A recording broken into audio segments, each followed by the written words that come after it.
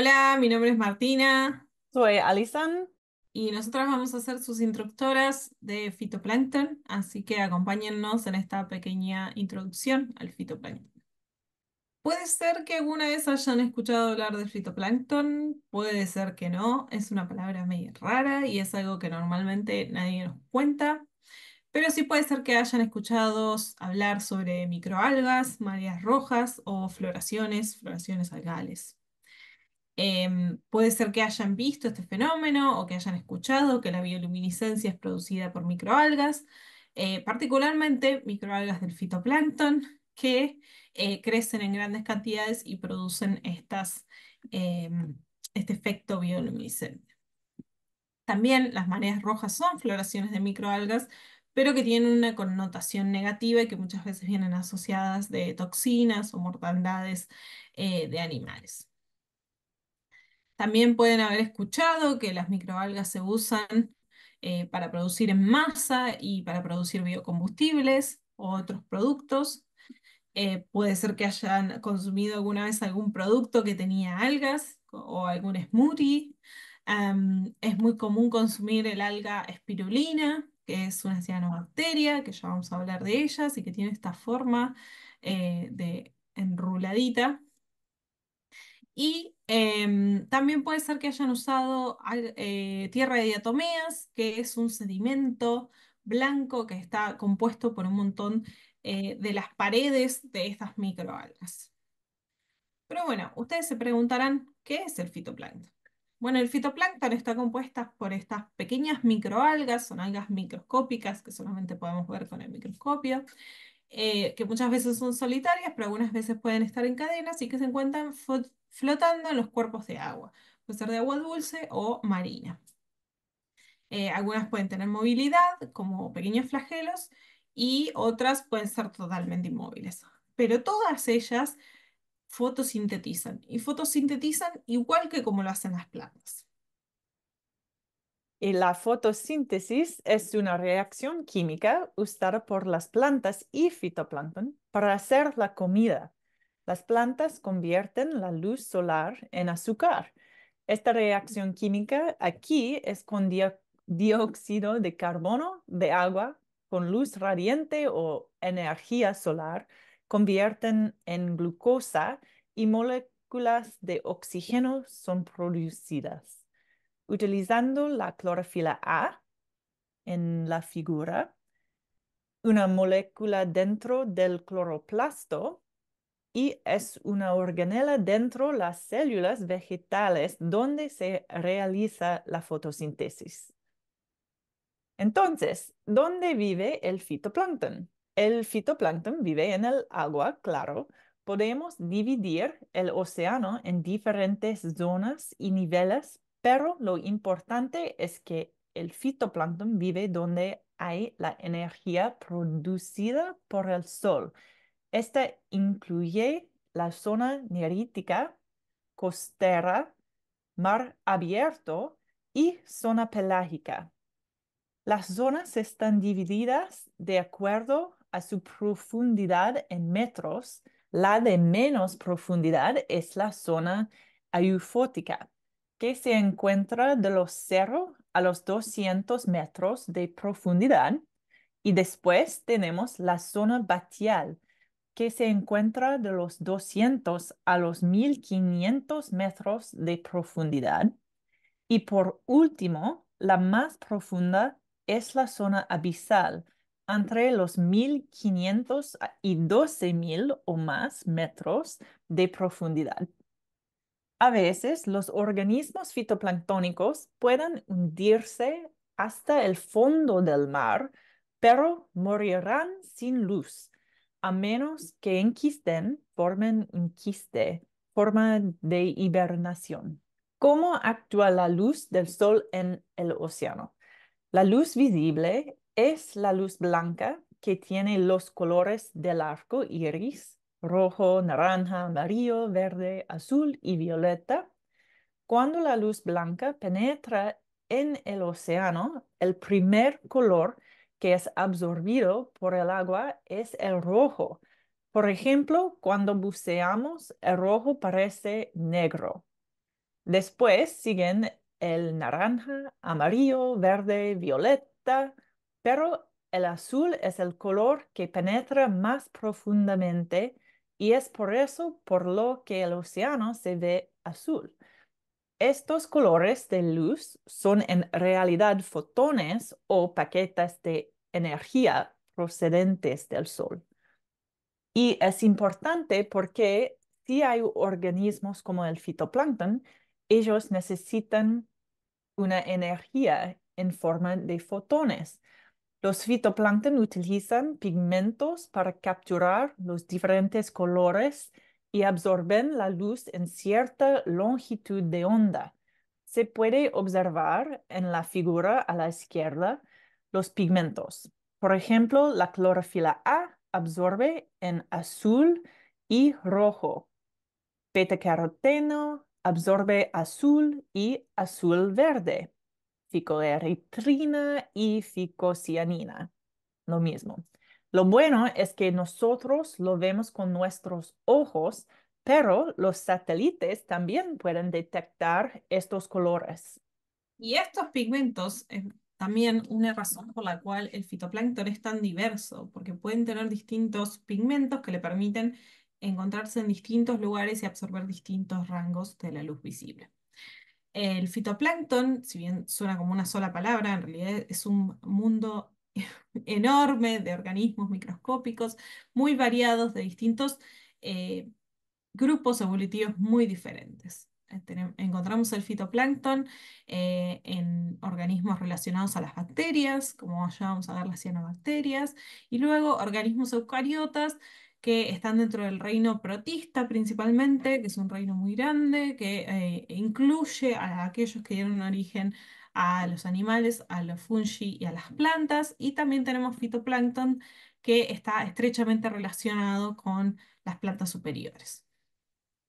Como les decía, hay fitoplancton que son bacterias. Estas bacterias fotosintéticas se creen que fueron los primeros organismos capaces de producir fotosíntesis y estas bacterias fueron a su vez en algún momento englobadas por otra célula y esa bacteria se convirtió a lo largo de muchos años de evolución en lo que hoy conocemos como los cloroplastos. Distintos tipos de bacterias con distintos pigmentos dieron origen a los diferentes plástidos, a los diferentes cloroplastos que hoy encontramos. Existe una variedad enorme de cloroplastos con distintos pigmentos que se encuentran a lo largo de todos estos em, ramas evolutivas del fitoplancton y en los distintos grupos. Vamos a ver algunos grupos de fitoplancton, por ejemplo, las cianobacterias, como les decía, estas son bacterias fotosintéticas que se consideran los primeros organismos capaces de producir fotosíntesis. Esto que vemos acá son fósiles que dejan evidencia de estos primeros organismos fotosintéticos. Tienen alrededor de 3.500 millones de años y en realidad cuando estas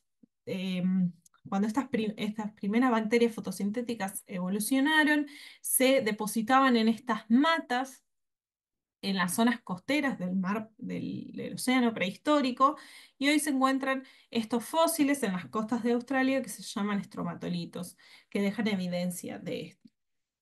Como les decía, son bacterias, así que son organismos muy simples.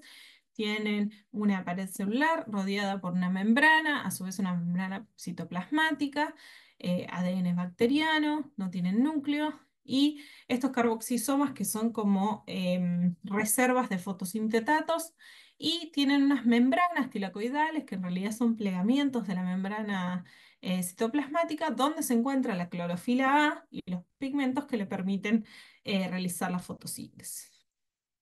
Las cianobacterias son organismos muy diversos, o sea, como les decía, son muy antiguos, así que han evolucionado y se han diversificado mucho. Hay organismos unicelulares y hay organismos filamentosos, más o menos complejos, y también pueden formar floraciones en agua dulce o en ambientes costeros, y esas floraciones se ven de estos colores, así como un verde muy intenso. Existen otros grupos de fitoplancton y vamos a ver algunos de ellos, como las diatomeas, los dinoflagellados o las criptofitas, pero van a ver que hay muchísimos más y los invitamos a que, por supuesto, exploren algunos de ellos por su cuenta porque no vamos a llegar a ver todos. Uno de los grupos de fitoplancton más famoso es el de las diatomeas. Destaca por su enorme belleza y patrones geométricos perfectos. Hay personas en el mundo que organizan minuciosamente estas células individuales en bellos mosaicos artísticos, como la foto de la derecha. La foto de la izquierda fue dibujada a mano por un naturalista y artista alemán, Ernst Haeckel, a principios de 1900. Diotomeas viven solitarias o en cadenas y producen alrededor del 20% de oxígeno terrestre. Las diatomeas se diversificaron durante la era jurásica hace 200 millones de años. Tienen una pared celular de sílice llamada frústulo. Se identifican por la estructura de estas paredes y presentan formas diversas, circulares o céntricas a la izquierda y elongadas o pennadas a la derecha. Por ejemplo, los céntricos son más pelágicos y flotan, y los penates tienen algo llamado rafe que les permite adherirse a superficies y al fondo marino o bentónico. Algunas diatomeas pueden producir diferentes materiales tipo pegamento con los que se pueden adherir fuertemente a otras algas, sedimento y tortugas, hielo, incluso a la piel de ballenas y orcas. Un otro gran grupo de fitoplancton muy conocido son los dinoflagelados. El nombre proviene del griego dino, girar, y del latín flagellum, latigo, describir el movimiento de rotación, y todos tienen dos flagelos. Los dinoflagelados tienen una pared celular de celulosa, como los árboles. Los dinoflagelados pueden tener sus propios cloroplastos y también pueden tener cloroplastos robados de otras algas. Esto se llama cleptoplastía. Existen otro tipo de fitoplancton, como por ejemplo las criptofitas. Son estos organismos que son unicelulares y tienen siempre dos flagelos. Y tiene esta forma que puede ser más de gota o más bien como forma de papa.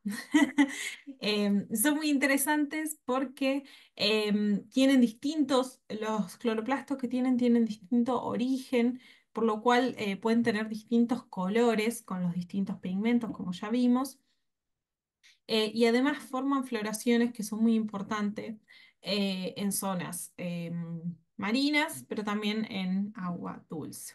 Otro grupo de fitoplancton son estos cocolitóforidos, son un tipo de microalgas que también tienen flagelos, pero que tienen la pared de sus células recubiertas por estas pequeñas escamitas que están formadas por carbonato de calcio. Entonces, cuando uno ve las importantes floraciones que forman estos cocolitóforidos, cuando las ven desde el espacio, se ven de este color que le dan como al agua un color como medio lechoso, que es debido al carbonato de calcio.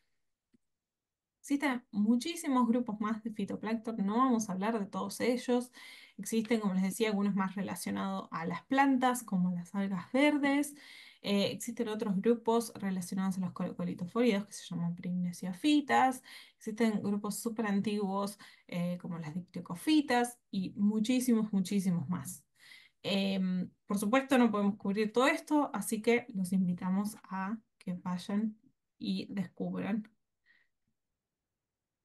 algunos fenómenos relacionados al fitoplancton, como ya les había contado un poco, es la bioluminiscencia.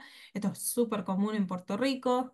Y particularmente el dinoflagelado que produce este efecto bioluminiscente es este dinoflagelado llamado Pyrodinium bahamense, que tiene una forma muy particular. También pueden formar floraciones nocivas. Nocivo se les llama cuando las toxinas no están presentes, pero existe una mortandad debido a estas algas.